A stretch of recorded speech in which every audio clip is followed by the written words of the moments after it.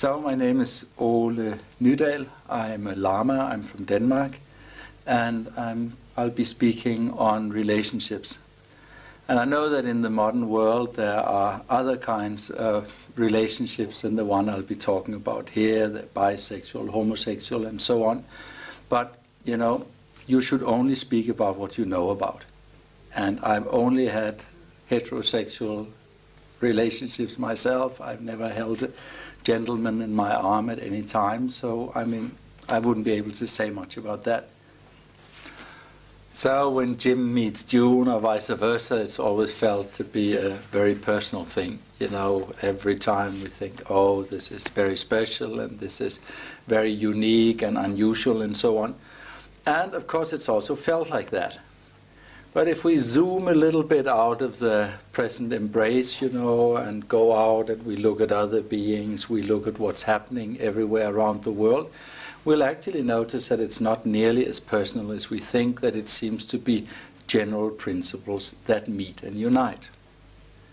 It really seems that where space experiences its potential, where the totality sees what it can really contain and do, it goes into duality and meets again in a oneness. It goes into hot and cold. It goes into near and far. It goes into sweet and sour. And where the things come together again, where there is a union again of whatever is there, then there's like a quantum jump in experience. It's also with certain small parts of the atom, gluon, lepton, I think they're called, when they are brought apart, smashed together again, and then a lot of new dimensions, a lot of new things happen, and so on. So every time we go out into two and meet again with one, then actually there is a growth and experience, something is learned, something is developed. And this is nowhere more visible than in the meeting of female and male. Here we actually can see two whole worlds coming together. I'm not going to tell you about the physical joys and good experiences about union, right? I don't need to tell you about that. You all learned that. I'm sure you heard that and hope you tried it often and so on, and it's a part of your life. So I'm not going to tell you about that. What I would like to tell you about, though, is how female and male come together on some levels where we are usually not aware. Because there really are levels, you know, which we are very rarely conscious of, and where there's a chance to make a lot of new things come out of our lives, a lot of growth, a lot of new meaning. What there is here, for instance, is the inner level. There's an inner level, we call it emotional, we call it having to do with feelings and state like that. And there is a secret level which has to do with being, you know, with essence, like that. So on the outer level, how the sexes meet, you know, I hope you all find out for yourselves and enjoy that. But what concerns the inner level, I would like to give you a few pointers out because it is meaningful. I know that things are changing very much, that the man doesn't need his big muscles for survival anymore, that the woman doesn't spend most of her time having children, right? I mean, things have changed. So the man lost a lot of his muscles, you know. If he doesn't go and build them up in the gym, you know, he probably won't develop much of that. And the women also, you know, I mean, they start doing all kinds of things that the men used to do because they know how labor-saving devices and so on, so they can do all kinds of things. But still, you know, if we go beyond that and we really try to see if there is something essentially male and female on the level of feeling and inner life and so on, we probably will see that there is. There is. It's not just something cultural, something created by a certain environment or certain methods of production or reproduction. It's also that there seems to be something deeply feminine and something basically male. And what would that be? Well, all the different cultures, you know, ascribe to woman this thing called intuition, this thing called wisdom, going beyond concept and idea, this kind of wisdom which appears from being one with the things. You can call it fuzzy logic, as they might do at the time being, or whatever. Anyway, it's a kind of experience which comes not through any special thought processes and so on, but which is more experienced through a kind of intuitive feeling of the world around us. And here, if we look at this kind of intuitive feeling and so on, we will actually see that there are 5 kinds. There's one which we call mirror-like. There's a kind of immediate understanding which just reflects things, the way they are. Nothing is added, nothing is withdrawn. There is a thing called, equalizing wisdom, really understanding that all things are composed and put together of lots of conditions which also change and disappear again. There's a third thing which we could call discriminating wisdom, where we can see things singly, one by one, but at the same time we have the whole totality. And even more than that, we have the wisdom of experience, which is actually jealousy. If we transform jealousy, this is what comes out. And there is the wisdom of experience, which ties one thing to another like that as a whole sequence of affairs, of events that one can clearly follow and look through. And finally then there is of course the intuition itself, that wisdom which pervades everything and goes everywhere. And if we ask what these different wisdoms are, they are nothing but our old disturbing feelings that reformed, right? That became better. Actually, all the things that make trouble for people, their inner difficulties, they're really like dirt, which will become compost. They are like coal dust, which can be compressed and heated into diamonds. All these different things are there. And that mirror-like wisdom is nothing but the feeling of anger, which was allowed to disappear back into space again. And where it disappeared into the space of our awareness again, without us having reacted, then that mirror-like wisdom appeared. At the same time, the equalizing wisdom, showing all things as being together, is actually nothing but our pride, which changed from being a I'm better than you pride into, wow, isn't everything amazing pride, and in this way became all-encompassing. Then the discriminative power, the power to see things singly and as part of a totality, is nothing but our feeling of attachment, which is transformed.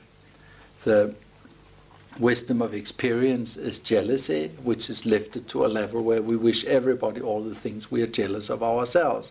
And in this way, this feeling is liberated into that. And our basic ignorance, that ignorance which is stopping us all the time, is actually becomes the state of intuition.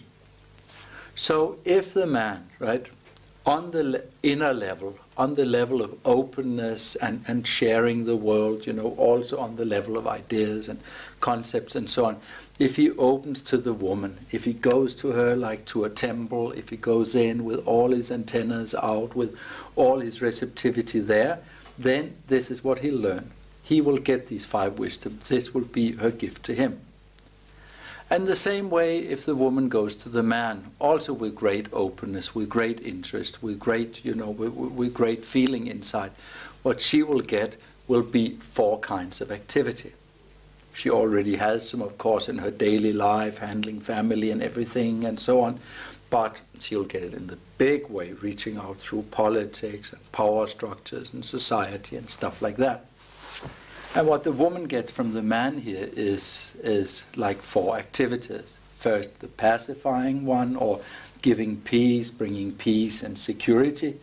That's for the people who are a little bit like broken eggs, that's what you have to do for them. Then that's the other activity which you get from the male, is the increasing, the spreading activity, like everywhere, doing everything, getting things together, getting things to move and develop and so on. The third activity is a fascinating one, like making that impression, really, that power. And the fourth one is a powerfully protective one, the one you can always trust. And if the woman stays close to the man, if she goes to him, you know, and absorbs his essence, his power, and so on, she will also receive that. Of course, there are different types of men. There are the slightly more pear-shaped men. They usually take care of the pacifying activity, peace-bringing activity. Then there is the more like mice, you know, all over the place, handling and doing things. They do the increasing one. Then there are the heroic types, you know, that usually take care of the fascination. And then there are the types you can trust when all the other three have run away, right? Your real friend, the protectors, right? The ones who really stay there and they stay with you and you can trust them. Maybe not always dressed in the newest fashion and knowing what is in or hip at the time, but real friends, right? Like that. So these are the qualities we should try to learn from each other on the inner level, where male and female should really try to come together there, and we can.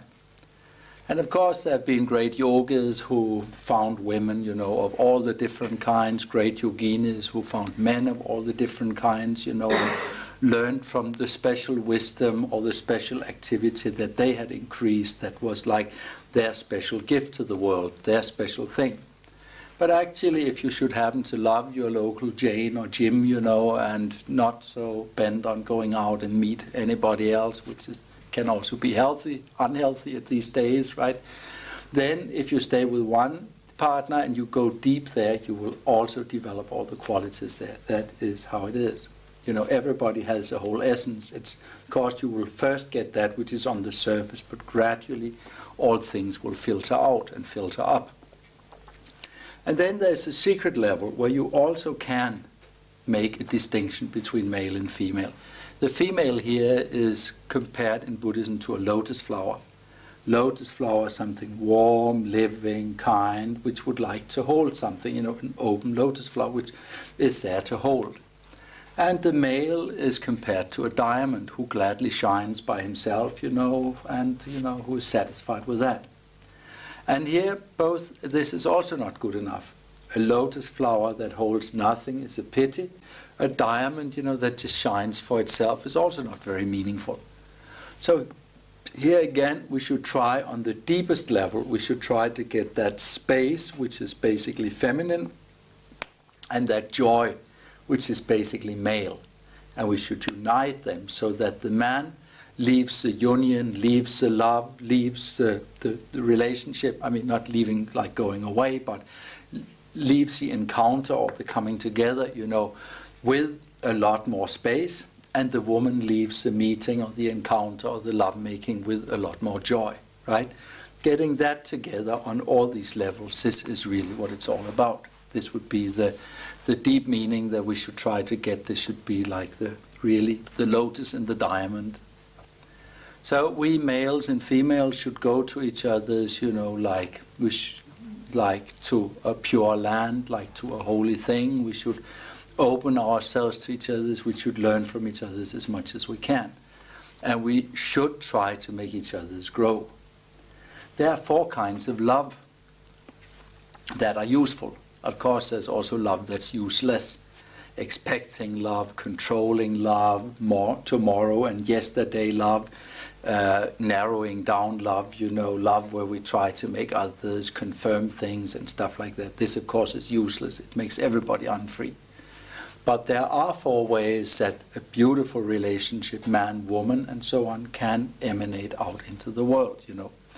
It can become a love, you know, which is basically love, a sharing between 2 healthy individuals and both gain. Even if the man may just bring 1/3 of the total possibilities, a woman may bring another third, right? Then the third will simply happen through the energy field which has been created. Because space is not a black hole or nothingness, because space contains all qualities. Then, like this, the part that neither of the 2 brought will appear by itself. So this I always consider very important. I'm actually very glad when my students go back hand in hand, go home, and I can imagine that they'll have a happy night and share and be good to each other. So I'm always very happy about that because it really means there will be some growth. Both of them will have something given, right, out of space itself, whatever it is. Then this good kind of love, you know, which also expresses itself as compassion. And compassion means giving also when you have more, right? But it doesn't mean in order to keep somebody dependent on you. It doesn't mean, with the idea I'm better than you. But just generally sharing is a general flow between two individuals, two beings, with the general experience that both will have more to give in the end, right? Like a flow, like, from money from America to Mexico, with the hope that Mexicans, will get a better economy and everybody will benefit. I mean, stuff like that. This kind of compassion where one shares freely like that, that is the second thing. Then the third point is actually what we call sympathetic joy. And it may sound funny, non-Buddhists probably wouldn't consider that a feeling of love. I mean, sympathetic joy, it would mean that being happy when the Russians were liberated under first time of Brezhnev and stuff like that. It's things that haven't got anything to do with us. But in Buddhism, being happy about something that happened somewhere else, even though it has nothing to do with us, is fully included in love, in the idea of love and compassion, and it is called sympathetic joy. And finally then, there is the thing we call equanimity. And this, for a Westerner, equanimity, what has that got to do with love, right? But it means that we know that everybody has the Buddha nature, even a Khomeini, even a Pol Pot, a Stalin or a Hitler or whoever, that somewhere behind all their crazy dreams and their pain and their, their sickness and so on, that there is some kind of space, which means that one can be aware of something. There is a space making perception possible, and there is a radiant clarity which can know and understand. If we really know that behind the mirror, behind even the sickest pictures in the mirror of somebody totally sick, that there is this radiant possibility, this chance for knowledge and so on, then actually, that would be equanimity. So generally we are advised, if we can get all those feelings together, it's very good. And how can we keep attachment out of relationships? Well, attachment is actually a sign that one wants to take something. And it would be smart to start any relationship from a rich basis. Like really right from the beginning, look at that being one is becoming interested in and just decide, oh, that woman or that man, I will make them into a prince or a princess, I'll get all that potential out of them. I will really show them how wonderful they are. I'll really, play them like a beautiful musical instrument or whatever. I mean, that one begins from the feeling of richness, that one basically begins with the feeling, here is some potential, not what can I have and will she wash my socks when I'm 64 or whatever, or anything like that. But a completely other thing, wow, here's a human being I can share with, I can make him or her grow, I can get their power out and stuff like that. I would begin always from a rich position. That I think is very important. How long should someone stay in a difficult relationship? Yeah, how long should one stay in a difficult relationship? I'd like to quote Somerset Maugham, right? As long as you would freely use their toothbrush. As long as you could use your partner's toothbrush, the relationship probably functions. And when you can't do that anymore, it's probably over, right? It's a question of very deep, sensual stuff. It's a question of how the body smells, how you react to the body. It's a question of so many different things. Things with attraction and so on. It's like a very, very many-sided thing. It doesn't happen straight out of it's more out of the chemistry book than out of anything else. So one has to really go by that and try to feel, how long am I attracted? And as long as you're attracted on the most basic level, then try to work through it. And when suddenly you look at each other and a brother looks at a sister and vice versa, right? Then try to float into a really good friendship and so on. People who separate should always separate as friends. Because if one separates as enemies, then all the things that one learned during that time in that relationship is somehow cordoned off and blocked in one's mind. And this means in the next relationship one probably has to go through all the same problems again.